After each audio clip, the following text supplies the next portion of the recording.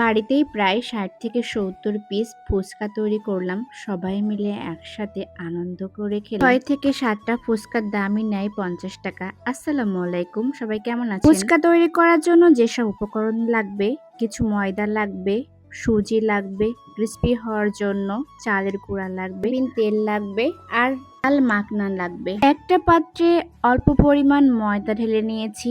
এখানে আমি কিছু সুজি নিব। ফুচকাতে অবশ্যই সুজি দিতে হবে। চালের গুঁড়াটাও আমি এখানে নিয়েছি। আর এখানে তাল মাখনা দিতে হবে। আর তাল মাখনা না দিলেও হবে। তাল মাখনা দিলে কিছুটা দোকানের মতো মনে হবে। তাল মাখনা দেওয়ার পর ভালো করে মিক্সড করে নিতে হবে। এবার আমি অল্প পরিমাণ লবণ দিয়ে দিব।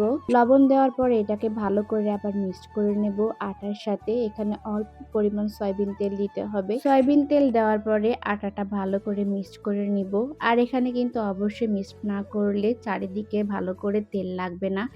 অল্প অল্প পরিমাণ আমি পানি দিয়ে একটা ড্র করে নিব। আর এটা অবশ্যই পানি পানি করা যাবে না, ড্রটা একটু শক্ত হবে। পাত্র দিয়ে ড্রটা ঢেকে রাখতে হবে। অন্যদিকে প্রেসার কুকারে আমি আলু এবং বুট আমি দিয়ে দিব। আর বুট অবশ্যই দিতে হবে, তা না হলে দোকানের মতো ফ্লেভারটা আসবে না আর ভালো লাগবে না। একটু লবণ আর একটু হলুদ দিতে হবে। এবার আমি ফুচকা তৈরি করব। ড্রটা দেখে আপনারা বুঝতে পারছেন কতটা শক্ত হয়েছে।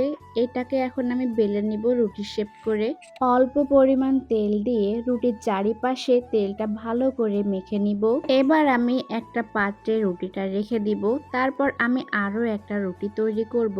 ঠিক একই রকম ভাবে রুটির শেপটা আসবে। যে রুটিটা আমি তৈরি করেছিলাম ওর পরে আর একটা রুটি দিয়ে ভালো করে এটাকে এঁটে দিব। এটা আবার ভালো করে বেলতে হবে, একটু বড় সাইজ করে নিতে হবে। একদম পাতলাও হবে না, মোটাও হবে না। মিডিয়াম একটা মুটকি দিয়ে আমি ফুচকা সাইজ করে নিব।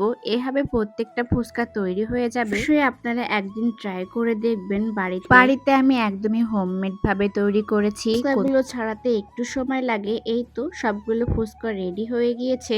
ডুবা তেল না হলে কখনো ফুচকা ফোলে না। অবশ্যই ডুবা তেল দিয়ে ফুচকাগুলো ভাজতে হবে।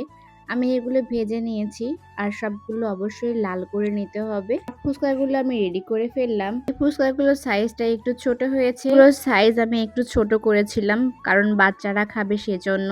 অন্যদিকে আমার প্রেসারের মধ্যে ডাল এবং আলু আমি সেদ্ধ করতে দিয়েছিলাম। আপনাদের ভাইয়া ভর্তা করে দিয়েছে, একটু কাজে হেল্প হলো। অন্যদিকে আমি ফুচকাগুলো রেডি করছিলাম। পানিটাও আমি রেডি করেছিলাম একদমই সিম্পল ভাবে। এখন আমি ভর্তাগুলো ফুচকার মধ্যে দিয়ে দিলাম। আমাদের বাসায় যেহেতু ৮ জন মানুষ সেজন্য অনেক বেশি করে করলাম ফুচকাগুলো। শসা না দিলে ফুচকা কখনো জমে না, যেটা আমার মনে হয়। শসা প্রত্যেকটা ফুচকার উপরে আমি সাজিয়ে নিচ্ছিলাম। আর এখানে সেদ্ধ ডিমটাও আমি বসিয়ে দিচ্ছিলাম সবগুলো খাবারের পরে।